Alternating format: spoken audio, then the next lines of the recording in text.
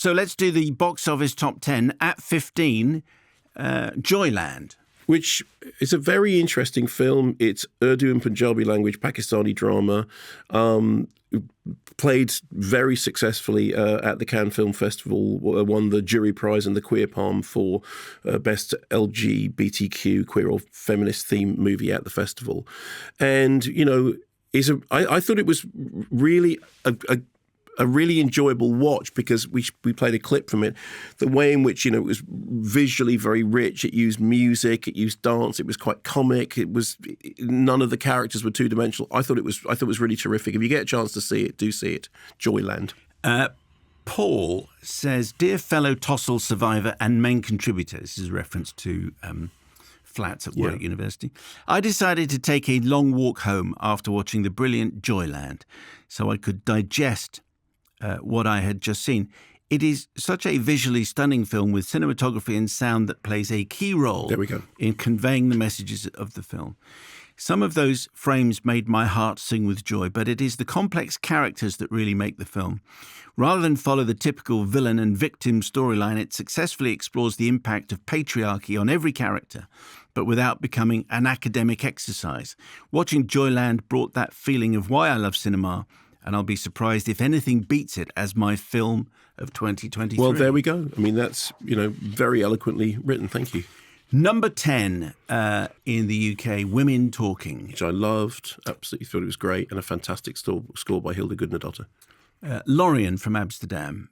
Women Talking is a film I was looking forward to both as a movie lover who adored Sarah Polley's Stories We Tell, and as a therapist who has worked with clients stuck in abusive relationships. The movie lover was impressed by the great performances, striking imagery, and the beautiful music. Is there a big but coming in? The psychologist felt it lacking. In my personal experience, when someone faces the dilemma the women in the film face, namely stay and fight or leave, the considerations are mostly rather practical. If you decide to stay, how do you resist and change things? If you leave, where do you go to? How do you build a new life? And what do you tell your children? The debate in Women Talking doesn't touch these issues and instead feels rather abstract.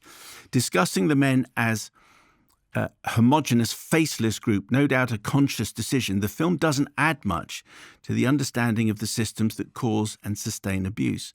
So I give the film credit for dealing with a difficult subject in nuances, approach, and its unquestionable sincerity, but it had the potential to be great and it doesn't quite achieve this. As ever, down with sexism, racism and fake news. Love the show, Lorien from Amsterdam. Okay. I mean, thank you for the email. I don't agree with that reading of it. And firstly, the story, as I think we mentioned, is inspired by a true story about a Mennonite community in Bolivia. And actually, I thought they did talk about the practicalities. Where will we go? How will we go when we don't have a map? We can't read. We don't know where we are. How will we survive? And I bear in mind, it's a number of people who have experience of Mennonite communities, or indeed of any sort of cloistered or closed religious community, have talked about one of the things about Women Talking, and this goes right back to the Miriam Toews novel, is that it does capture the mix of metaphysics and practicalities that people in those communities do have. If your entire life has been constructed by religion and by theological or philosophical debate, you would talk about those things in those terms. I think that where you may find it lacking is in trying to sort of map it onto a different situation of domestic abuse. I think it is true that Women Talking, it has a very specific set of circumstances. But I have read several pieces online by people who have experience of those communities, who have been impressed by the way that it does capture the tone, and particularly the kind of the weirdly, slightly darkly comedic tone sometimes of those discussions. I think it's impossible to sort of to sideline the theology of that film. Lorien, thanks for the email. Well, thank you, yeah. As ever, when you see something, send us your thoughts. Correspondence@kermodeandmayo.com. Knock at the Cabin is number 9, number 8 in the States. I think it's not one of M. Night Shyamalan's best, but, Robbie Colleton very much liked it. It's interesting that it still seems to be drawing an audience. Broker is at number 8. Which I found very moving. I've read a couple of kind of very sniffy reviews about it, but I thought it was a very moving and affecting story. I mean, the subject matter sounds like it's about child abduction and, you know, the illegal trading in adopted babies. And yet, as with so much of Hirokazu Korieda's films, it's really about families forming in unexpected areas. And I found it very moving, and I loved the Jung Jae-il score for it, which, again, I thought had a really important role in the film working. How are you saying the director's name? Hirokazu Korieda. Okay, fine. So, Stephen in Dublin. I'm just out of watching Broker and listened to Mark's review on the walk home. As a long-time Korieda fan, I found the plot in this one a tad contrived, but nonetheless it reached the sorts of emotional catharsis and charming character moments that Korieda-san excels at. Yes. A lovely Friday evening film indeed, with excellent performances from Song Kang-ho and others. Yeah, I mean, I agree with that. It does sound contrived. And of course it is contrived. I mean, it is a dramatic contrivance. And yet, somehow, this kind of light touch... I would relate this back to the film I was just talking about before, Close. There are real, clear, emotional contrivances in it, and yet somehow they don't feel like that. So, Broker's at 8. Number 7 in the UK is Epic Tales. Number 6 is Avatar: Way of Water. We've told you how to watch that. Number 5 here, but Avatar's number 4 in the States. Magic Mike's Last Dance, 5 here, 6 in the States. I thought a crushing disappointment, and I've spoken to a few people who have seen it and felt the same way. We had a couple of emails from somebody saying, basically the last third of it is just an advert for the stage show, so why don't you just go and see the stage show? The whole idea of bringing Magic Mike to a London theatre and some cronky plot about, the theatre, the play's not doing very well, let's put strippers. It's just, no. This is not how Magic Mike works. Number 4, What's Love Got to Do with It? So this is not that What's Love Got to Do with It, not the biopic. This is a story about modern arranged marriage, or assisted marriage, as it's called. So the posters very much say, from the producers who brought you Bridget Jones, and that's rather than, from Asheka Kapoor, I think was actually the sort of beast. I thought its heart was in the right place. I thought it was kind of charming, super contrived, but it's a rom-com. And having made that Secret of Cinema on rom-coms, the reason people see rom-coms is because they like the formula, and it's the little twists that you perform on the formula that make it work. I mean, it's got loads and loads of things wrong with it, but I kind of enjoyed it. It's sweet-natured and good-hearted. Number 3 here, 2 in America, is Cocaine Bear. Kevin Morris says it's much better than Snakes on a Plane, yes, which is Mark's quote from last week, should definitely go on the poster. William Wood says, saw this yesterday afternoon. It's a good film, but I'm in agreement with Mark here. The trailer was far better than the movie. My partner wasn't really bothered about seeing the film after seeing the trailer, though, but loved the film.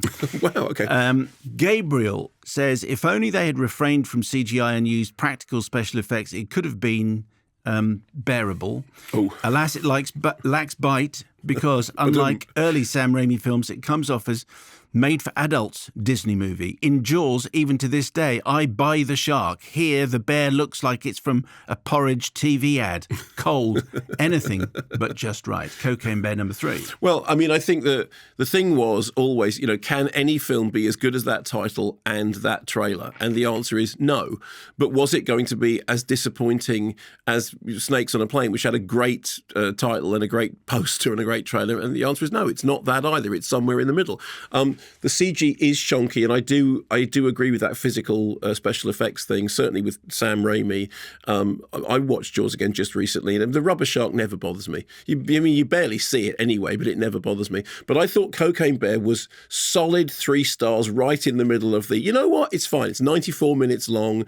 I like Elizabeth Banks. I think she's got, a good sense of humour.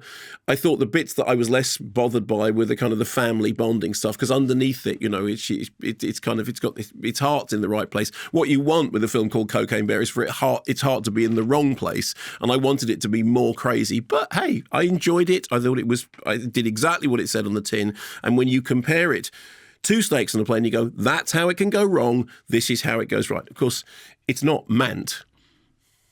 It's not meant. It's not meant. You know, the matinee thing with John. You remember there's that brilliant Joe Dante film, and it's about exploitation movies. It's kind of based on William Castle, and the character played by John Goodman goes, "If a man and an ant were exposed to radiation at the same time, the result would be terrible indeed, for the result would be mant."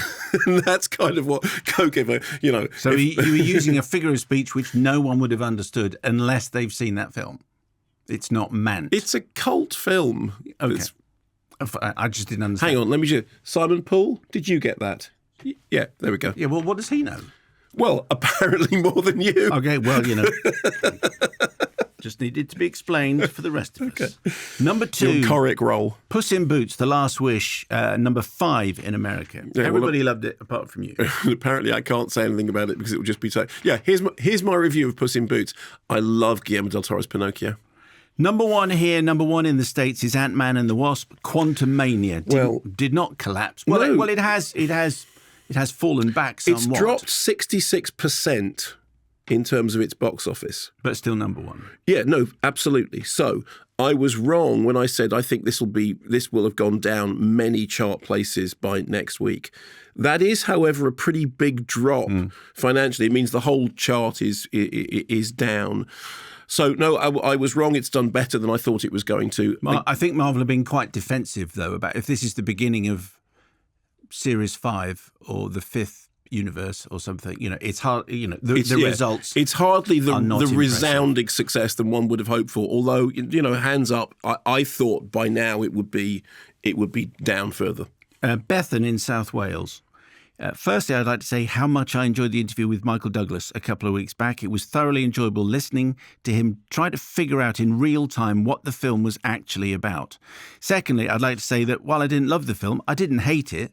I would rank it as a middle/lower tier in the entire MCU catalogue. Right, you want that on the poster. A middle/lower tier entry in the MCU catalogue. For me, it felt like a setup movie. The entire thing was just a bridge between films to show people who the next big bad is going to be.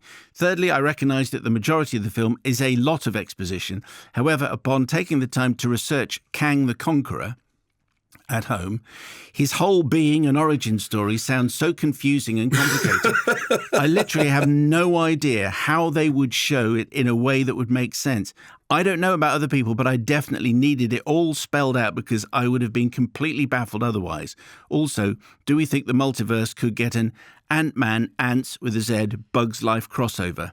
One could only dream. That would be an interesting... I mean, apart from the fact they were animations, I don't... It was weird, wasn't it, when Ants and Bugs Life came out right next to each other? Yes. Because both of them had been being made for like years and years and years. And then they came out within like 2 weeks of each other. It was mad. Thanks very much for watching this video. I hope you enjoyed watching it as much as we enjoyed making it. While you're here, check out all the other videos because they're cool too, aren't they? Yeah, and if you want to keep up to date with everything Kermode and Mayo's Take, then check out our social channels. I mean, why wouldn't you? I mean, I would. I have done. Excellent.